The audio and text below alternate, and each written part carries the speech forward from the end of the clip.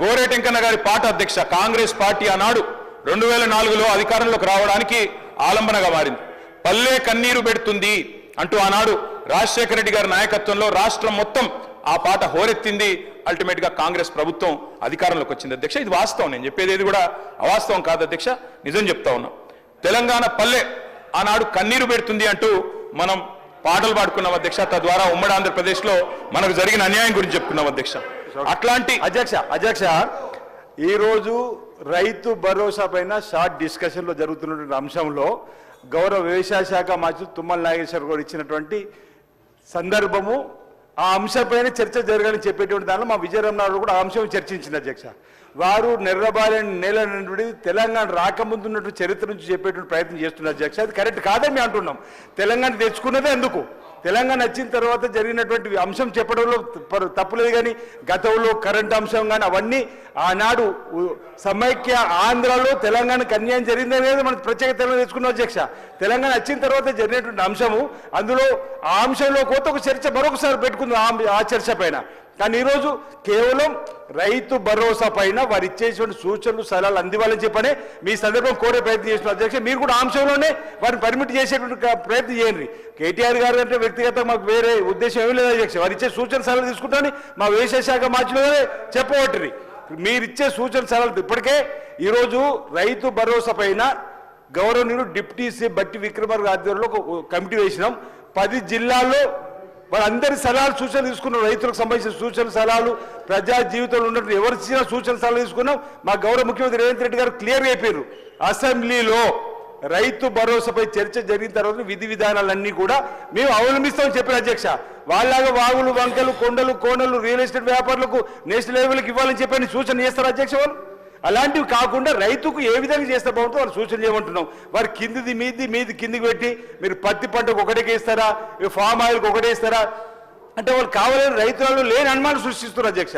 ఈరోజు ఇంకా విధి విధానాలు ఈ సభలో సూచన సలహాలు తీసుకున్న తర్వాత తప్పనిసరిగా రైతులకు రైతు భరోసా ఇచ్చే కార్యక్రమం తీసుకుంటుంది ప్రభుత్వం. ఏం అనుమానం తావక్కర్లేదు. కానీ నేను ఒకటే మీ ద్వారా సూచన చేస్తున్నాను గౌరవ సభ్యులు కేటీఆర్ గారికి, రైతు భరోసాకు సంబంధించి విధి విధానాలపైన చర్చకు చేస్తే బాగుంటుందని చెప్పిన సలహా అధ్యక్ష.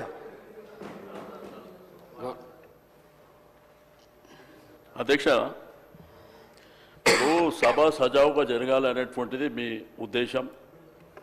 కోఆపరేట్ చేయమని మాకు అడుగుతుండ్రు, మేము కూడా కోఆపరేట్ చేస్తున్నాం. ఈరోజు షార్ట్ డిస్కషన్ పెట్టింది రైతు భరోసా విషయంలో మంత్రి గారు స్పష్టంగా చెప్పారు. మరి గౌరవ కాంగ్రెస్ శాసనసభ్యులు మాట్లాడినప్పుడు విపు గారు ఇక్కడే ఉన్నారు. అంటే వారు చెప్పింది ఖాళీ రైతు భరోసా మీద సూచన చేసిండ. రైతు భరోసా అన్నప్పుడు ఈ రాష్ట్రానికి సంబంధించినటువంటి గత ప్రభుత్వంలో చేసినటువంటి రైతు బంధు విషయంలో కానివ్వండి, మనకున్నటువంటి సమైక్య ఆంధ్రప్రదేశ్ రాష్ట్రంలో జరిగినటువంటి పరిణామాలు, ఆ తర్వాత 2014 నుంచి ఇప్పటి వరకు జరిగినటువంటి అంశాలు కూడా లింక్ అయి ఉంటాయి అధ్యక్ష.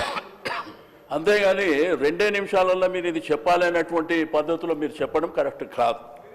రెండోది, నా రిక్వెస్ట్ అని ఏంటంటే, స్పీకర్ గారు పర్మిషన్ ఇచ్చినప్పుడు గౌరవ శాసనసభ్యులు మాట్లాడిన తర్వాత మా శాసనసభ్యులు కేటీఆర్ గారు మాట్లాడుతున్నప్పుడు మీరు కొద్దిగా వినే ఓపికతో వింటే సభ సజావుగా జరుగుతుంది.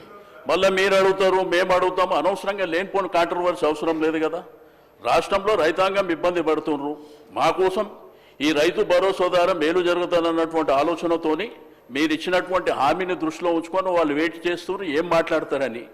మళ్ళీ అనవసరంగా మధ్యలో మీరు మాట్లాడి మేము మాట్లాడి లేనిపోని కాంట్రవర్సీ చేసుకొని సబ్జెక్టు పక్కదారి పడితే దయచేసి దీన్ని పరిగణలోకి మీరు తీసుకోవాలని చెప్పి నేను రిక్వెస్ట్ చేస్తున్నా అధ్యక్ష.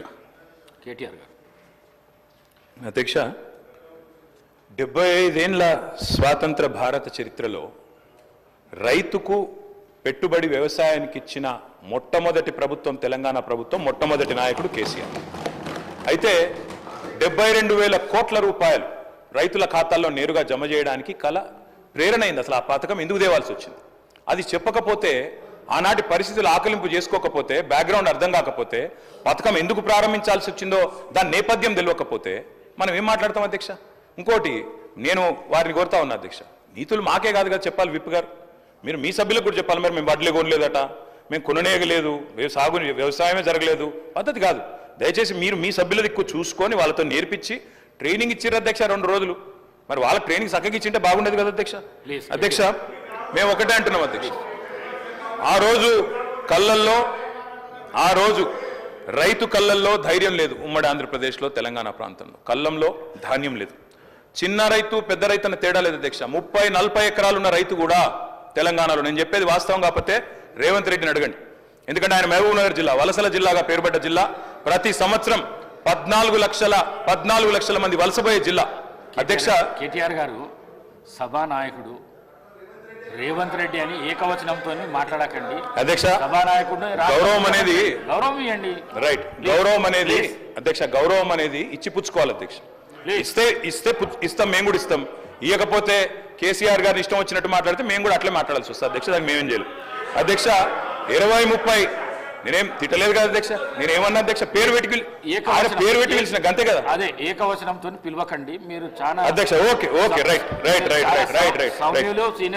అధ్యక్ష. మీకు చెప్పాల్సిన అధ్యక్ష 20-30 ఎకరాలున్న రైతులు కూడా పాలమూరు లాంటి జిల్లాలో 20-30-40 ఎకరాలున్న రైతులు కూడా హైదరాబాద్కి వచ్చి కూలీ చేసుకునే పరిస్థితి అధ్యక్ష. ఇది వాస్తవం.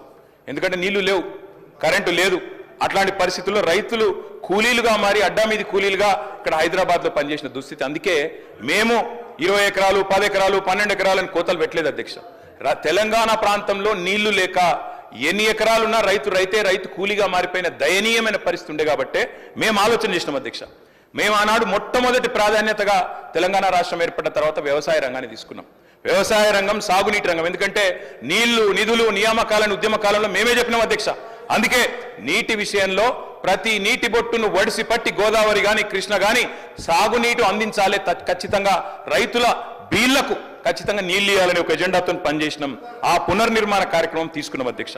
అందులో భాగంగానే అధ్యక్ష, రైతు చల్లగా ఉంటే పల్లె చల్లగా ఉంటుంది అధ్యక్ష. పల్లె కూడా అందరూ బాగుంటారు.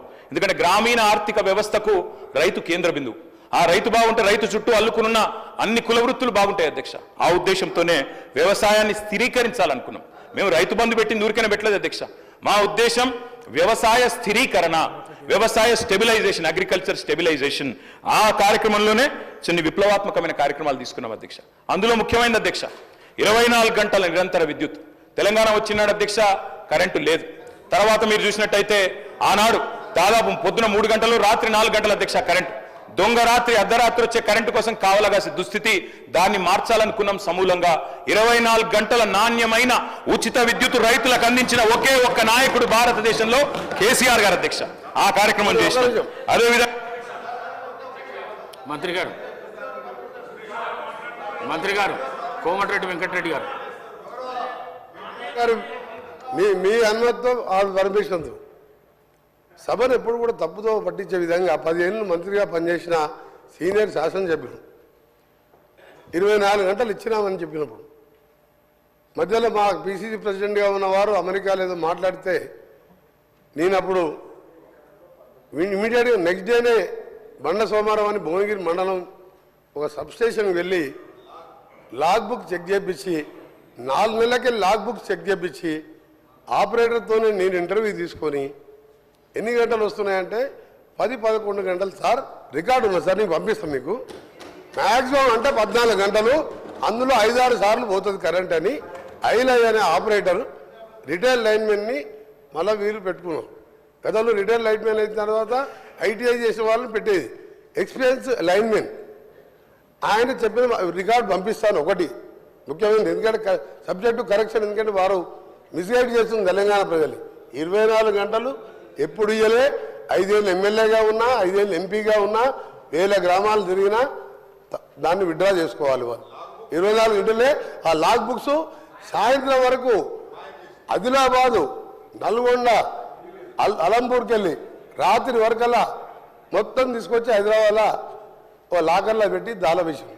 ఎందుకంటే దాన్ని ప్రూవ్ అవుతుంది కదా అధ్యక్ష. నేను వీడియో మీకు పంపిస్తా,